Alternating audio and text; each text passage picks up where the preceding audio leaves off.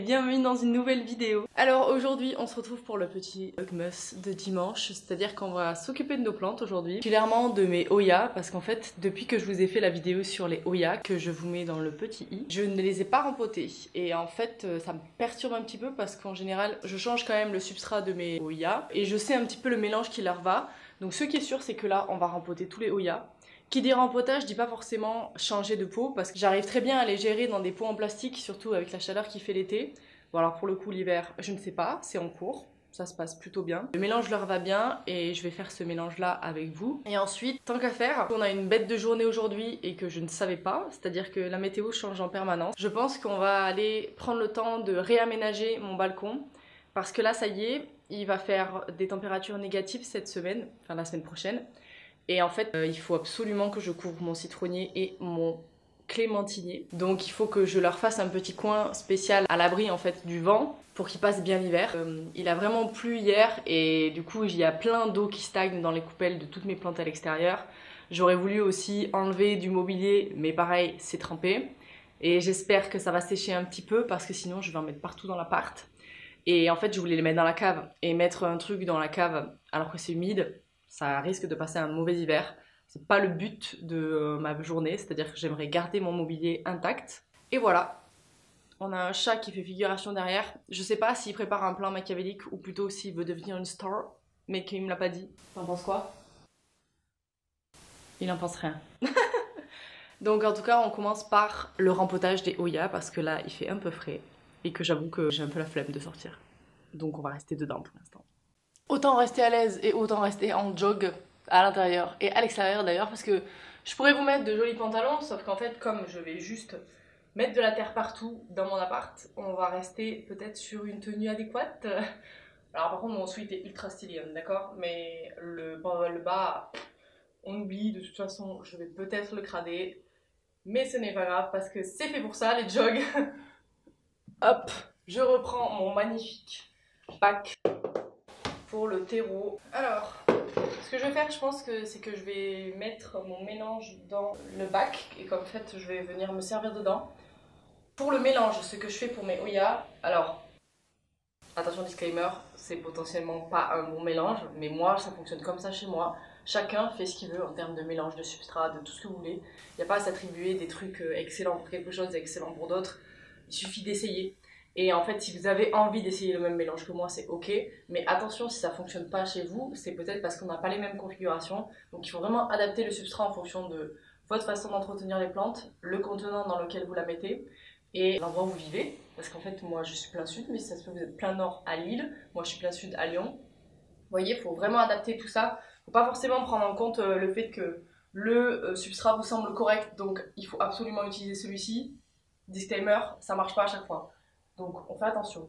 Ce que je vais faire, c'est que je vais utiliser le terreau Clotaire, la MIF Clotaire. Ils m'ont envoyé les produits, ce n'est pas sponsorisé, ok. Comme ce sont des produits sans tourbe, ça me tient à cœur de continuer à les utiliser, donc c'est cool. Et en fait, ce que je fais, c'est que je fais un mélange de terreau orchidée, terreau universel, qui est déjà bien enrichi en compost, mais j'ai du compost au cas où, et surtout que je vais mettre de la perlite que j'ai pas récupérée, donc je vais chercher la perlite. Voilà pour la perlite. Alors c'est de la perlite de chez Masso Garden, pour le coup je l'ai trouvé aujourd'hui.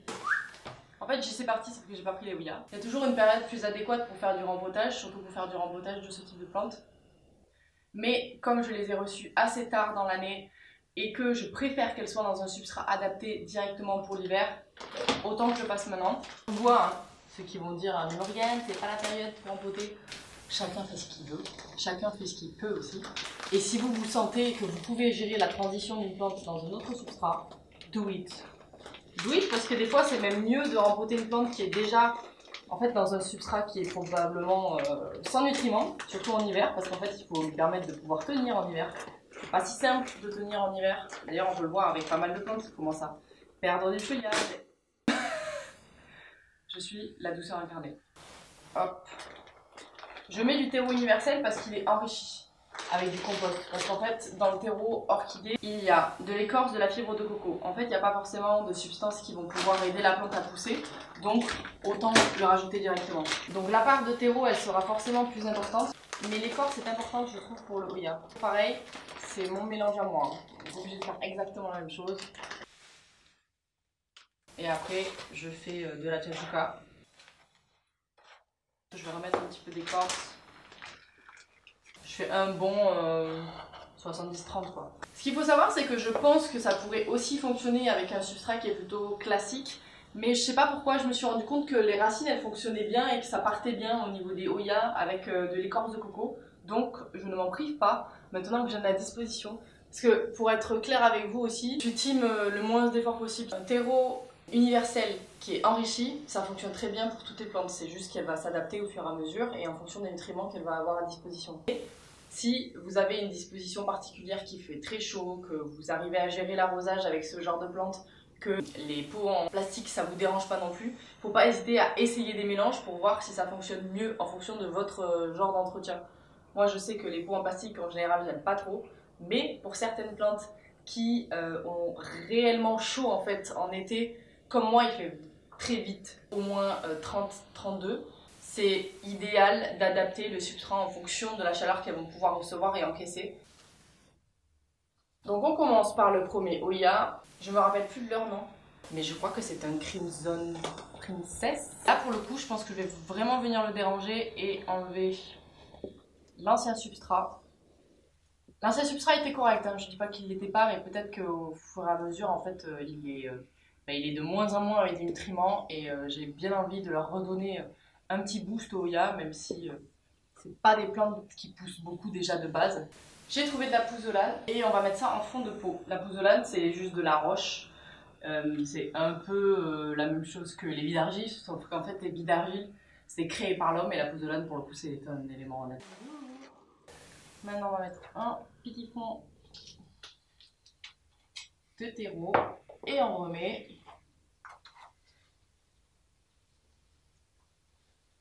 le Oya dans son pot. Et délicatement, je vais venir rajouter le nouveau substrat. Ce qui est dur avec les Oya, je trouve, ou même les plantes retombantes en général, c'est que pour rajouter la terre sans en mettre partout, c'est pas si simple. Je vais en rajouter peut-être juste au-dessus comme ça. Voilà. Allez, celui-ci c'est bon. Et on continue.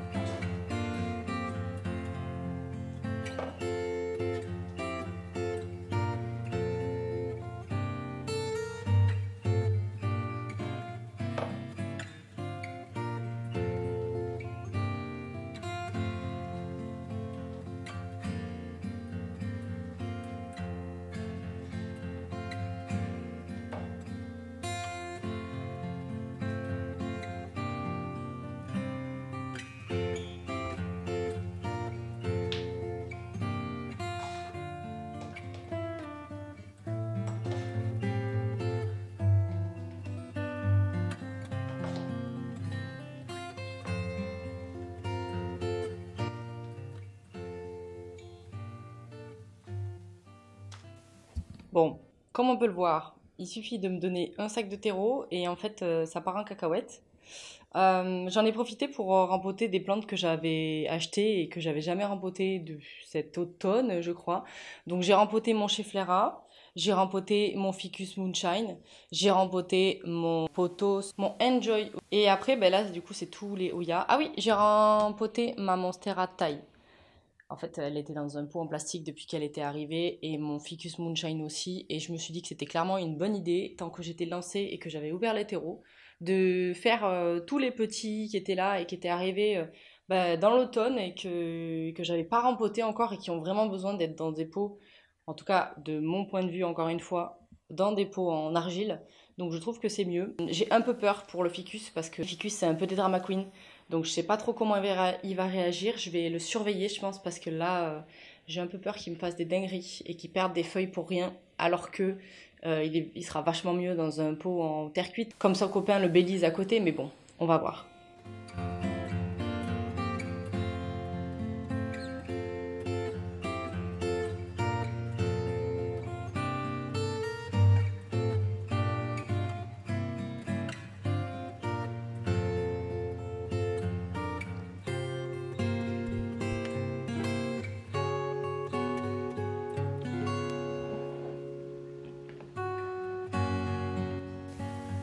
Bon, là, du coup, je vais aller dehors pour réagencer tout ce qui se passe à l'extérieur, c'est-à-dire le citronnier, et puis commencer à essayer de ranger. C'est encore un peu humide, mais en fait, il faut que j'avance parce que sinon, la journée va passer. Le soleil va partir et je pourrai pas faire ce que je voudrais faire.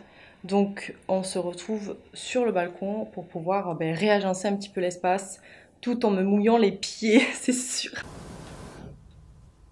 Un temps fabuleux. Donc je vous explique ce que je voudrais faire. En fait, j'aimerais décaler un peu toute cette ligne-là pour réussir à laisser de l'espace au fond. Parce que j'aimerais que le petit plan à succulente comme ça, il se décale pour pouvoir laisser de la place à mon citronnier et à mon clémentinier pour qu'il puisse être dans l'angle. Parce qu'en fait là, le mur ici, il permettrait de couvrir un petit peu le froid et le vent, surtout parce qu'il y a du vent au 7e étage et il fait vraiment froid. Donc j'aimerais faire ça. Comme ça, en décalant tout, ça laisserait de la place. Si je peux enlever... Bon là, c'est en train de sécher.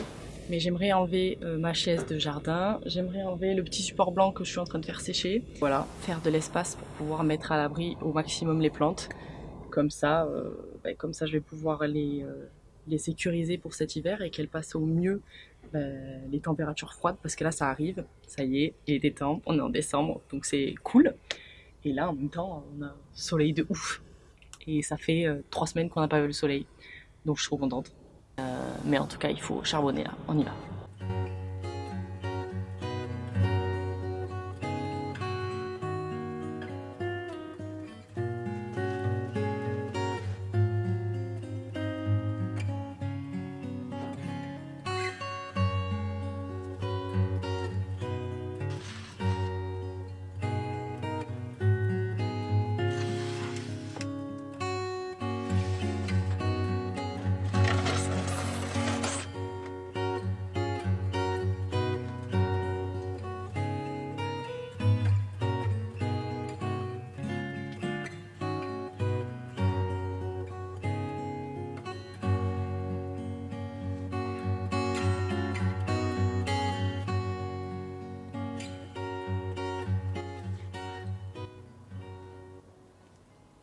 Ok, donc là j'ai positionné mon citronnier dans l'angle. Je vais vous le montrer de plus près, mais je vais surtout prendre le voile d'hivernage. Donc j'ai pris un gros qui fait 2 mètres par 5. Et en fait je vais y mettre plusieurs plantes à l'intérieur. Je vais mettre mon clémentinier et je vais mettre l'olivier caché un peu derrière.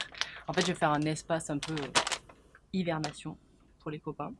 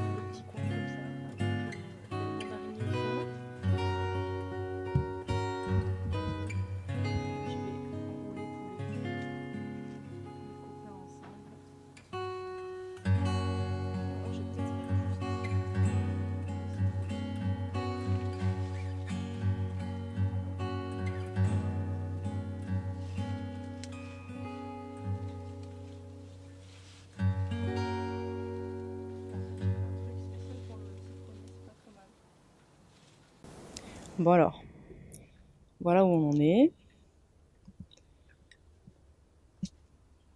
Donc en fait j'ai tout décalé. Ici là, hop, mon doigt là. J'ai tout décalé sur le côté. Ici en fait on n'était pas censé avoir accès à... Enfin les potagers ils étaient plus vers là-bas pour pouvoir laisser de la place. Et j'ai pu bouger en fait ma petite étagère ici, la décaler vers la gauche. calé le petit sapin contre le côté gauche pour le protéger. Et mon mandarinier qui était avec lui, mon clémentinier qui était avec lui. Voilà, il est sur le côté là. J'ai scotché parce qu'en fait j'ai fait des épaisseurs pour le mandarinier. Et ça c'est le citronnier, donc il va pouvoir quand même avoir le soleil. Il est dans un angle assez protégé. Ça c'est le calystémon. Le calystémon est pas censé geler, donc on va voir. Mais je pense que s'il y a un peu trop de courant d'air, je le ferai descendre en bas, comme ça il prendra moins le froid. D'ailleurs, je pense que je vais le faire de suite. Je vais le descendre en bas, comme ça il prendra un petit peu moins le froid. Et ici, voilà, j'ai juste tout décalé. Bon, c'est très cracra parce qu'il a plu. Mais voilà, c'est ce que j'ai envisagé. Et en fait, j'aimerais beaucoup, je pense que ça, je vais la rentrer. Ça, c'est c'est ce qui me reste de voile d'hivernage. Et je vais attendre aussi que mes oxalis sèchent pour pouvoir les rentrer et les vider. Parce que j'ai bien envie de les retirer de terre. Parce qu'en fait, c'est compliqué de les faire repartir sur un balcon sans les retirer de terre. En général, ils pourrissent. D'ailleurs, je me demande si c'est pas trop tard. On va voir. Mais je pense que ça, on le fera dans un prochain vlog. Parce que clairement, là j'ai froid. Et puis comme j'ai un peu tout mis en l'air, j'ai envie de nettoyer parce que c'est cracra. Et puis voilà, c'est tout. Pour dehors en tout cas. Tout est protégé, tout est prêt à affronter l'hiver. Si je peux vous faire un petit aparté Schlumbergera. Donc ça s'appelle un cactus de Noël, ok. Et en fait ça fleurit à Noël, bizarrement. Et moi le mien il est un peu fuchsia rouge et ça va pas tarder. Si j'arrive à vous l'avoir et à penser à filmer surtout au moment où il sort, ce serait excellent. Mais j'aime beaucoup ce petit arbuste arbre, regardez, il me fait encore plein de petits bourgeons là. Bonjour. Est-ce que vous voulez une petite interview, monsieur? Est-ce que mes doigts sentent la terre? Oui. Est-ce que nous avons du soleil aujourd'hui? Oui. Rien d'autre, banane? Tu veux pas parler, tu veux pas t'exprimer sur autre chose? Ah oui, et tous ceux qui appellent mon chat Banane, Banane a son vrai prénom, et Banane c'est pour les intimes. Bon, après, vous commencez à le connaître, donc on va dire que c'est accepté. Et c'est Banana, et c'est un chat. À tous ceux qui disent oh elle est trop mignonne, c'est un chat, un chat collant d'ailleurs. Si on peut faire un peu l'état des lieux des plantes qui vont bien et des plantes qui vont moins bien. Déjà, à savoir que j'ai dû déplacer mon humidificateur que j'avais dans ma chambre. C'est le Elocoms. C'est l'autre, c'était un Levois et en fait il m'a lâché. Il n'a pas supporté d'être nettoyé et en fait il est jamais reparti. Donc je me suis retrouvée un peu dans la caca. Donc ce que j'ai fait c'est que j'ai mis celui de ma chambre ici parce que dans la chambre il fait un peu plus frais. Donc je pense qu'au niveau de l'humidité ça passe.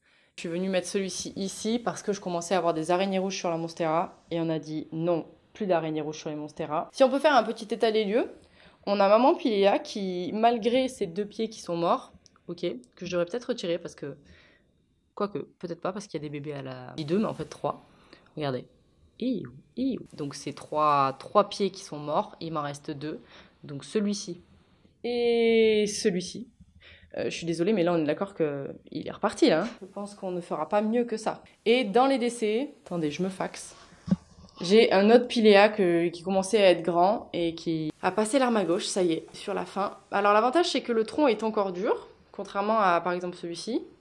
Ok, voilà, c'est fini pour lui, il est dead. Je pense que je vais le rempoter, enfin plutôt donner une nouvelle vie à ces bébés et les remettre ensemble tous les deux pour qu'ils puissent avoir une vie tranquille et s'encourager parce que là du coup la maman est dead. Je pense que ça pourrait leur faire du bien d'avoir leur propre espace. Et à côté on a le Morito qui s'étiole de ouf. Voilà, le Morito qui a encore un petit peu de feuilles comme ça. You. Et en fait la maman elle a souffert aussi, donc je sais pas trop si ça va continuer de sortir. En attendant on a un Philoglo qui n'est plus attaqué, un Mamei qui est moche mais je pense qu'il galère tout court. Je galère un peu à le remettre en forme. Un Anthurium en pleine bourre, pour le coup lui il est au max. Bon certes des fois il me sort un petit peu des feuilles abîmées mais vraiment le Clarinervium est en bombe. Donc je suis trop contente. L'avantage c'est que j'ai quand même réussi à sauver maman Pilea et ça c'est quand même in extremis je trouve comme performance. Donc je suis trop contente. Elle est toujours parmi nous et ça c'est super cool parce que je pourrais continuer de me vanter et dire que j'ai le Pilea le plus grand de Lyon mais pas le plus beau malheureusement, mais il a le mérite d'exister. Aussi, je trouve que je ne mets pas assez en avant ce bégonia. Pour le coup, fait la taille de mon étagère. Je l'ai sauvé. Donc c'est assez rigolo parce qu'en fait je lui ai clairement coupé la tête. Vous voyez là le tronc il est taillé de ouf. Il est toujours dans son pot en plastique d'origine. Et il y a pas longtemps, je l'ai tutoré parce qu'en fait, il commençait vraiment à tomber. Et c'était trop lourd pour lui, mais il fait des feuilles énormes. Il est vachement beau. C'est marrant parce que c'est pas censé être une bonne période pour les bégonias, mais le lucernat, regardez, il me fait feuille sur feuille, c'est dingue. Je ne comprends pas ce qui lui arrive. Et en même temps, tant mieux, poussez monsieur. Je trouve qu'on les met pas assez en avant, les bégonias. Bon, après, il y a mon bégonia nénuphar qui est particulièrement canon aussi, mais celui-ci, j'en ai déjà eu un maculata, vous savez, celui qui est le plus classique avec des plus gros points blancs. Et en fait, il avait dépéri en été parce que j'avais mal géré l'arrosage. J'ai commencé un petit peu avec les bégonias et j'avais pas réussi à le gérer. Mais là, je pense qu'en fait, le pot en plastique, ça marche très bien. Et pour celui-ci, il y a énormément de perlites et je pense que ça marche aussi très bien. Néanmoins, je pense qu'il va falloir que je le rempote l'année prochaine parce qu'il commence à y avoir un petit peu de perte au niveau des feuilles à la base. Du coup, le tronc, voilà, le tronc, il est beaucoup moins fourni. Ce qui est pas dérangeant, mais en fait, il fait poids. Je pense qu'il commence à avoir besoin de nutriments, même si il a quand même bénéficié d'énormément d'engrais tout au long du printemps. Et au niveau des alocasias, ça se passe mieux parce qu'en fait, comme il fait un chouille plus froid et qu'il fait un peu moins sec, ben en fait, il n'y a plus d'araignées rouges, donc ils font leur vie de ouf. Alors, c'est pas pour autant qu'ils sont en full période de croissance non plus, c'est pas non plus la folie, mais pour autant, ils dépérissent pas et ils vont bien, tu vois, donc ça va. Et si on peut faire un petit détour par la chambre en faisant coucou à Banana qui n'a pas quitté son poste. Enfin, dimanche dernier, je vous avais montré que j'avais déplacé mon hibiscus qui est clairement en train de perdre beaucoup de feuilles. Ce qu'il faut savoir, c'est que je l'ai traité aussi contre les pucerons, parce que du coup, j'avais remarqué qu'il avait des pucerons dès que j'ai rentré. Voilà, j'ai encore une petite fleur qui va sortir. Donc en fait, je perds pas espoir parce que les feuilles du bas tombent, certes, mais les feuilles du haut continuent de pousser. Et surtout, quand la plante te sort une fleur, en général, c'est que ça va. Donc on va dire que c'est correct, même si il a une sale tronche. Mais je pense qu'en le taillant au printemps, ça ira beaucoup mieux pour lui et il sera beaucoup plus beau. Sinon, les plantes d'ici vont toujours aussi bien. Je pense qu'il faut que je prenne le temps de tailler les petites feuilles de ma fougère nid d'oiseau. Il faut que je le fasse. Ici, on a des alocasias qui sont pour le coup en bonne forme. Il y a juste mon alocasia Frydek qui, en fait, le pied principal, c'est celui-ci. Je sais pas trop ce qui s'est passé, mais il m'a refait un bébé à la base. Et pour le coup, celui-ci n'est toujours pas attaqué par des araignées rouges parce que c'est vraiment une fatalité chez lui, c'est triste. Mon bébé macro va bien, donc c'est cool. Ça, c'est le Yucatan Princess. Yucatan Princess est plutôt ok. Plus d'araignées rouges non plus. Bravo, monsieur. Et le Portodora, qui est revenu parmi les cendres, m'a fait des bébés à la base, donc c'est trop cool. Et je le trouve beau, hein. Je le trouve beau. Il repart. Et regardez, Sir Ficus Everest. Il est pas mal, non? Il est pas mal et en même temps, il est pas beau. Mais bon, il a le mérite d'être toujours en vie. Et sa petite bouture qui continue d'évoluer. Chouk. Très peu de racines pour l'instant, mais une feuille qui sort, donc pas mauvais, mais c'est pas mal. Et ici, Strelitzia et Philodendron qui vont bien. Je sais pas si vous vous rappelez, dans un vlog aussi, je vous avais montré que mon Philodendron, il se faisait attaquer par les trips. Tout va bien, il s'en est remis. D'ailleurs, c'est sa nouvelle feuille. Ça faisait un moment qu'il m'avait pas fait de feuille, donc c'est cool. Va mieux. Ça, c'est pas mal. Surtout qu'en plus, ici, il fait un petit peu plus froid. Parce que le chauffage est de ce côté-là, c'est-à-dire au niveau de ma table de nuit. Et j'ai vraiment choisi de les mettre dans un endroit un petit peu plus frais et de pulvériser moi-même. C'est-à-dire que du coup, il n'y a plus l'humidificateur.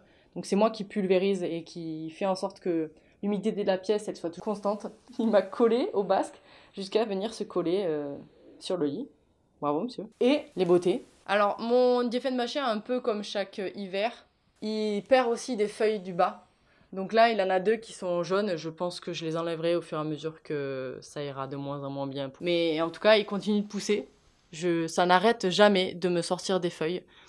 Un jour, je pense que ce printemps, il va falloir que je l'enlève d'ici parce qu'en fait, il va toucher le plafond. Le tuteur est presque au plafond.